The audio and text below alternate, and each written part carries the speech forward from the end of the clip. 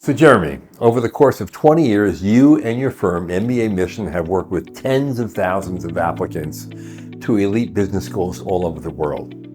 Is there such a thing as a perfect candidate?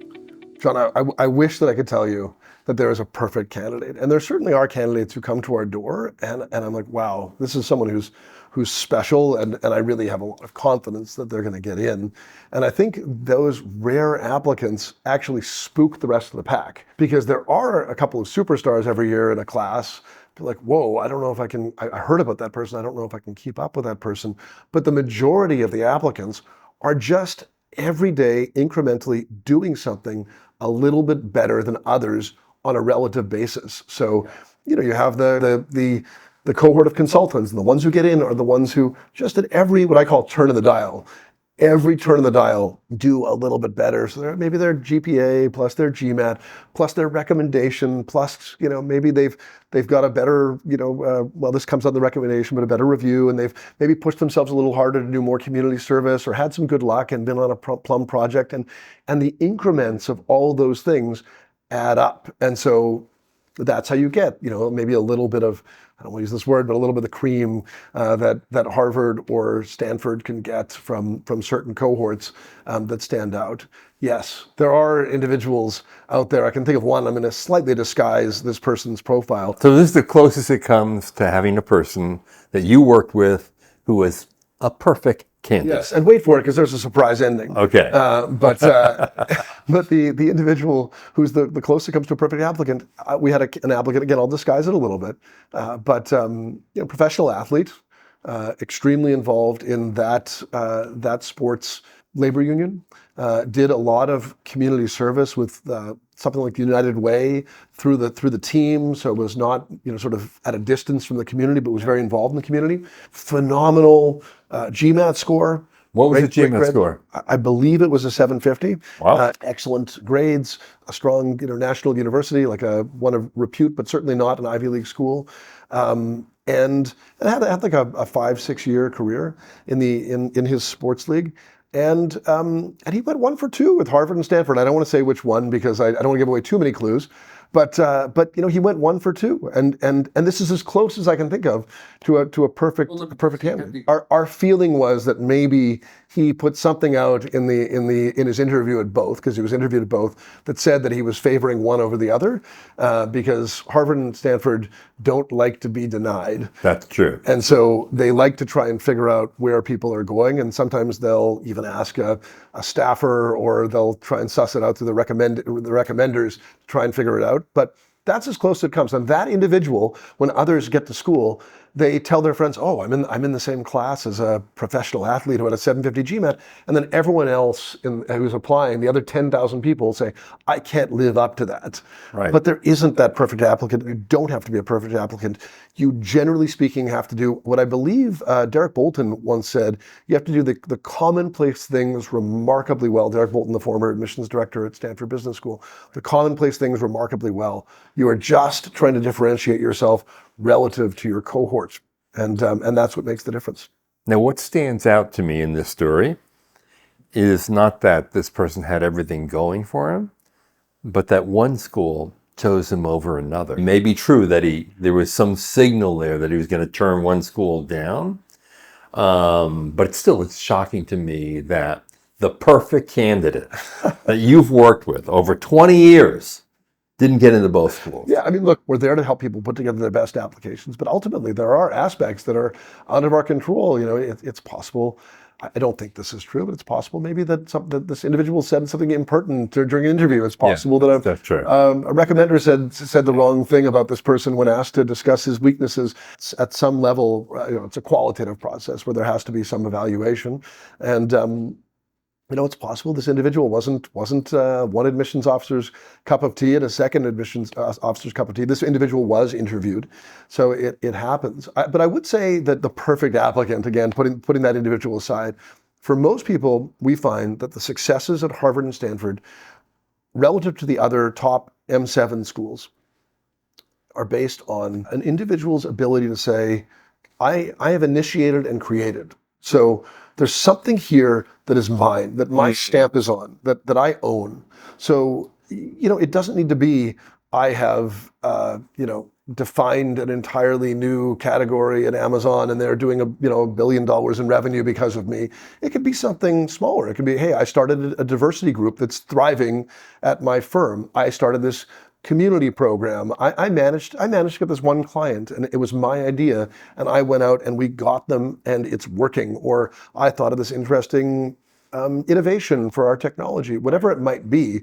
There's usually, just to separate out the Harvard and Stanford people from the others, this is mine. This is, and that's something that I think we would encourage our applicants to do when they're applying to those schools, is to try and find their thing. And I think the difference is, and this is again not to be sort of too general about these things, but between Harvard and Stanford and the other M7 schools, you'll find people who extremely competently made the most of their opportunities. Right. And maybe didn't, just for lack of opportunity or fortuity, didn't have that moment where it was like, hey, I had this opportunity where I was seconded for my portfolio firm to be on the factory floor and help to work out operations. Yeah. That's mine. I can do that. But just did a diligent job at the highest level expectation at a private equity firm. Did the most of their opportunities, but maybe just didn't have that moment of creation. And that's a hard thing to backfill for. It's a hard thing to say, over the next couple of years, I'm going to create something. You can do that, but it generally requires a little bit of good luck. And let's face it, most candidates are imperfect.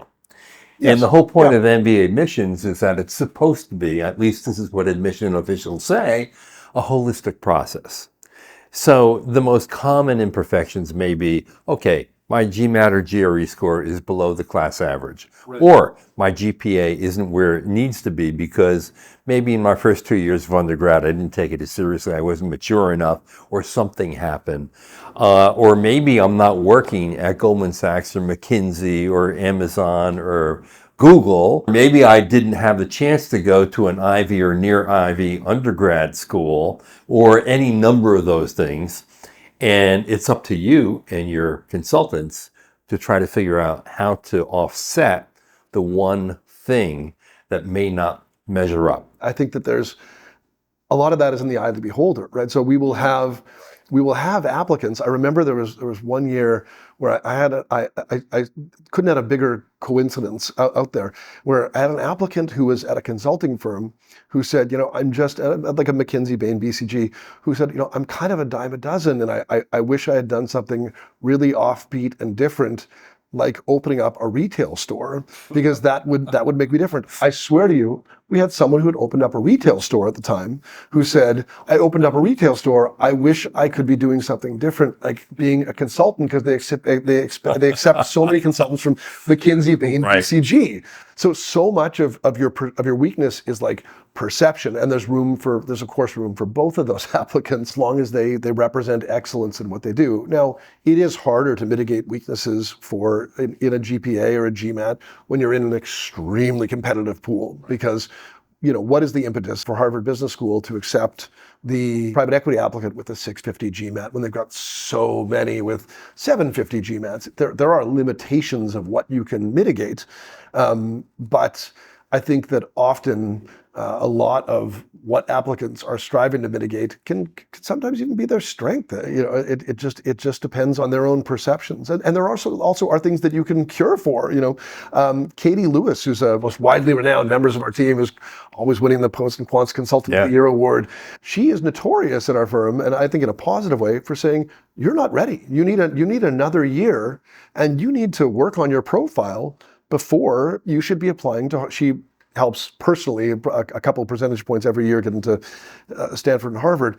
She will say to people, if you want to apply to the most elite programs, you have to do more. You have to get another year of private equity, or maybe you want to be, pushing into a portfolio company, or leaving and going to a startup, to differentiate yourself. I mean, you have to do what's true to you. You shouldn't just leave to impress an admissions officer. You should add some community service with real leadership, not just putting some, a little bit of lipstick on, but you should really, really go out there and do something. So there are ways to plan for this, as long as you are, really sincerely committed. The problem is that a lot of people plan for it as, instead of lipstick, window dressing. Okay, I got to apply to school next year, There's a food bank across the street from my workplace. I'll volunteer there once a week for 2 hours. That's not going to do it. That's not helping you. That's not helping you. You have to be committed to your community, to your personal adventures, even interests, hobbies. You have to be committed to them like you're committed to your job. No one's going to care if you punch the clock somewhere. They are going to be impressed if you really, really lived an experience. Yeah, really good advice there. Are most MBA admissions truly holistic, as the admission officials often say?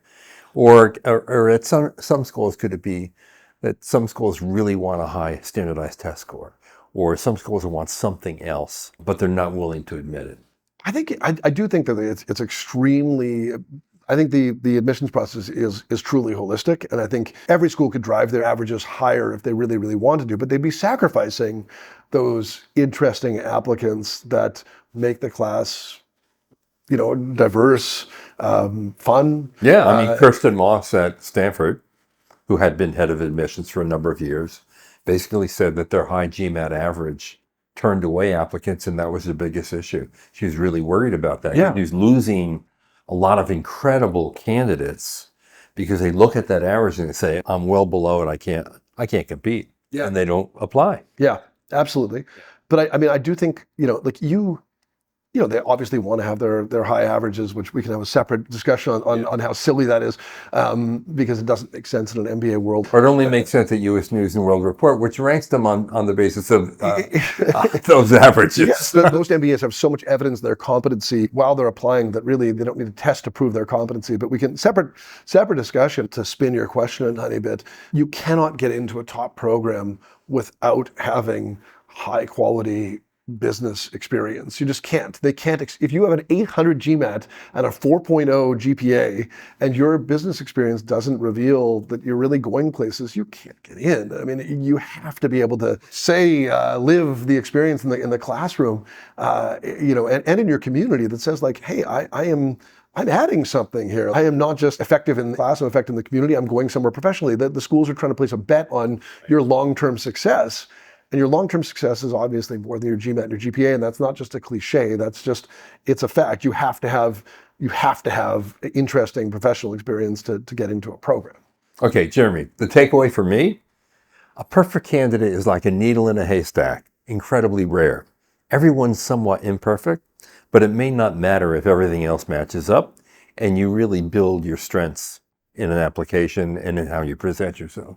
Couldn't be better. Couldn't be a better summary. If you'd like to apply for a position as an admissions consultant at MBA you just need to get your MBA from a top program. But that's all I need to do. I think you'd be an awesome add to the team. I may have, I'm outside that window now. Okay.